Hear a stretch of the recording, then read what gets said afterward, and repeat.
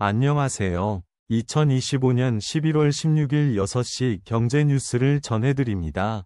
오늘 주요 경제 이슈를 상세히 정리해드리겠습니다. 먼저 증시 및 금융 뉴스입니다. 1번 뉴스 AI 거품론 부추긴 공매도의 아이콘 예측 빗나가자 헤지펀드 접었다. 1. 마이클 버리의 사이언 자산운용이 AI 거품론으로 공매도에 투자했다가 손실이 누적되면서 운용자금이 감소하여 사실상 헤지펀드를 청산했다. 2.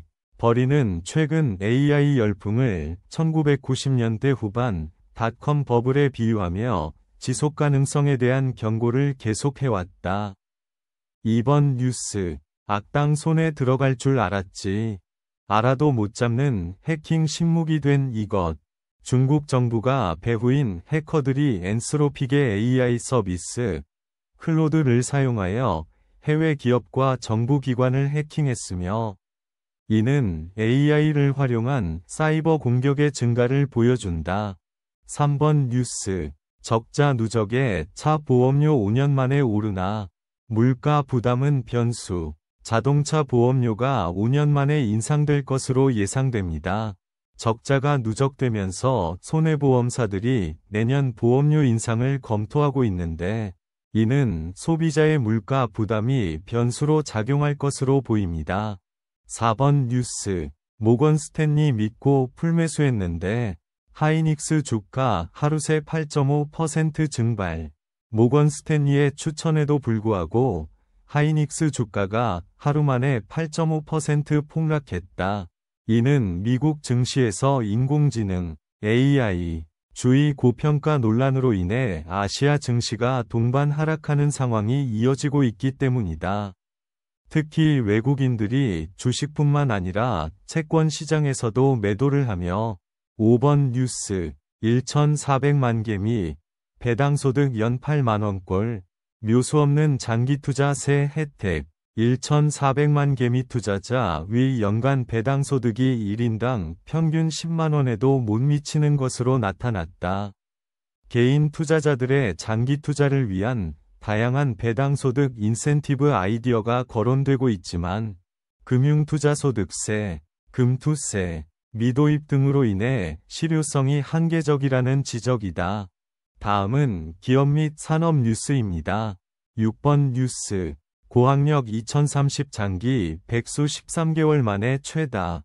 반년 이상 구직 중 대학 졸업 이상의 고학력 2030 세대 중 장기 실업자가 13개월 만에 가장 많아졌습니다. 6개월 이상 구직 중인 장기 실업자가 4년 만에 최고치를 기록했는데 이는 청년 인구 감소에 역행하는 현상이며 대기업의 경력직 선호와 구인 구직 미스매치로 인해 발생한 것으로 보입.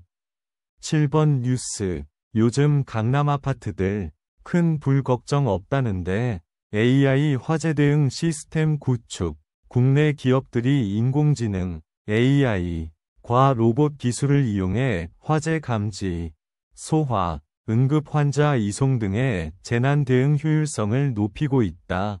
주요 기업들은 CCTV 영상 분석 AI, 소방 로봇, 응급 구조 장비 등을 개발하여 골든타임 확보와 신속한 대응을 지원한다.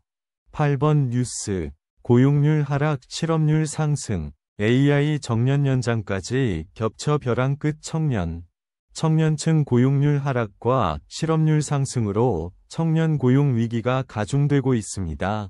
AI 활용 확대와 정년 연장 논의로 고용 불안이 더욱 심화될 것으로 보이며 백수 기간도 늘어나는 등 청년층 취업난이 심각한 상황입니다.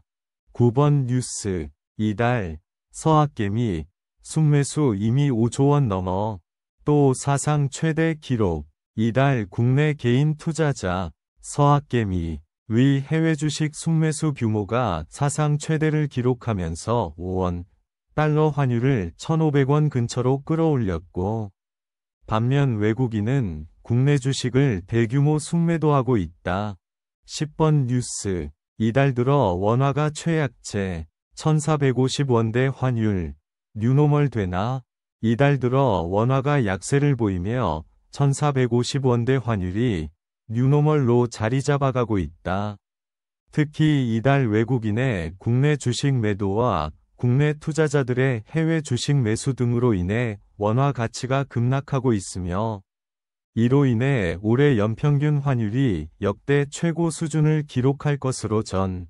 마지막으로 부동산 및 경제 정책 뉴스입니다.